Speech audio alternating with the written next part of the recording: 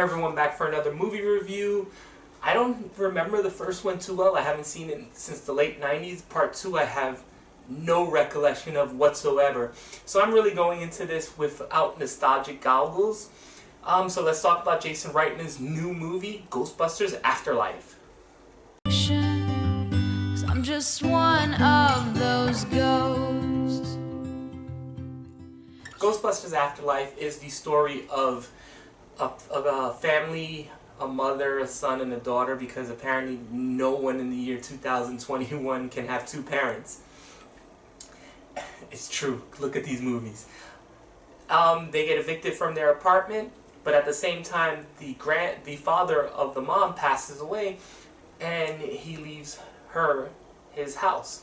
It happens to be somewhere in the middle of nowhere, Ohio. They move there to find out it's a shack. It's all dilapidated and stuff like that. And while they're there, the young daughter, the main character, Phoebe, played by Mckenna Grace, happens to find out that, hey, I think my grandfather was a Ghostbuster. And I really enjoyed this movie. I thought it was a really fun movie. I thought the characters were very likable. There's a lot to unpack in this movie too. I will say this. It seems like this movie is a continuation of the first movie and completely bypasses the second movie. Because there might be a reference in it, but I didn't get it. That's for sure. I'm going to start off with the bad first, because there's not much and I want to end it on a good note. If I was going to say anything bad about it, I would say that humor doesn't hit that much. It felt, you can tell when some of the jokes were dying and some of the callback lines really felt forced. Also, Finn Wolfhard as the brother Trevor really doesn't get much to do in this movie. He's literally sidetracked with this love story that has nothing to do with the main plot, in all honesty. A matter of fact, he doesn't even meet Paul Rudd's character until a little bit past halfway through the movie. And Paul Rudd kind of plays an important character to the plot because he's the one who introduces Phoebe to the idea that, hey, there were Ghostbusters that happened in the 80s. Also, and this might be a big one for some people, there's not a lot of ghost busting in Ghostbusters. There's literally 2 scenes.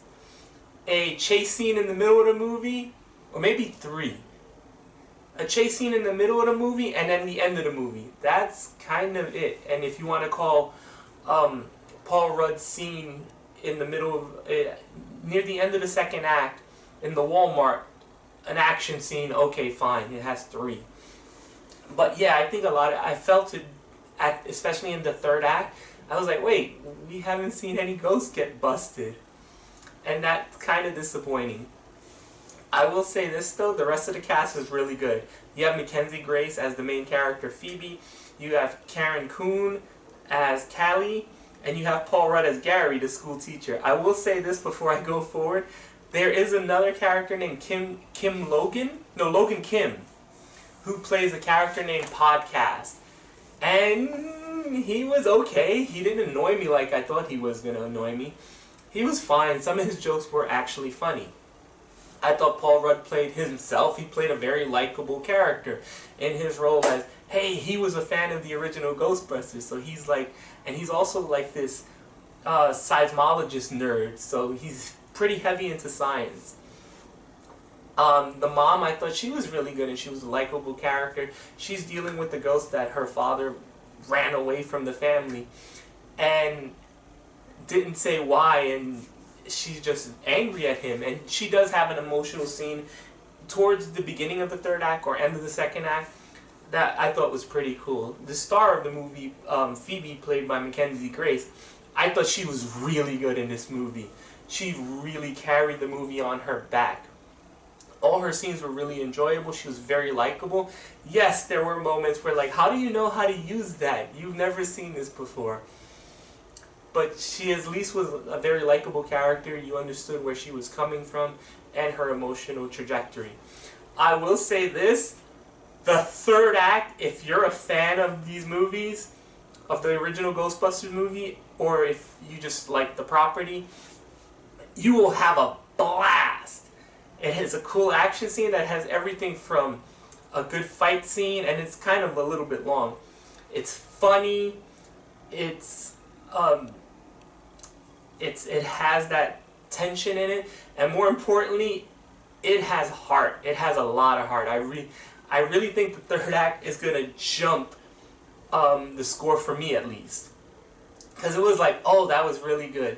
Also, stay all the way through the movie, as there are 2 post-credit scenes. One is all the way at the end of the movie after the credits. They pull the Suicide Squad on us, so we have to sit there and watch all the credits. There are callbacks. You can tell when they're writing Ecto 1. There's a painting on the wall that says Marshmallow Man, marshmallows, and you see Stay Puft. Actually, I think a lot of people are going to really love and be horrified the first time we're introduced into the little Stay Puft Men. It is both horrifying and hilarious all at the same time. I think a lot of people are going to like that scene too. I'm going to give Ghostbusters Afterlife an 8. I like it had likable characters. I like the progression of the story. The third act was a blast. Like I said, the only bad things, Finn Wolfhard didn't do much, and they needed really to be more Ghostbusting in this Ghostbusters movie. But that's my thoughts for Ghostbusters Afterlife. Let me know in the comments below what you thought of it, and do you plan on watching this movie? I saw it in IMAX, and it was pretty good. If it would have had more fight scenes, I think it definitely would have been worth the IMAX watch. So that's all for today. Tomorrow I'm going to be watching Joaquin Phoenix's new movie, Come On, Come On. So I hope you join me for that. Bye.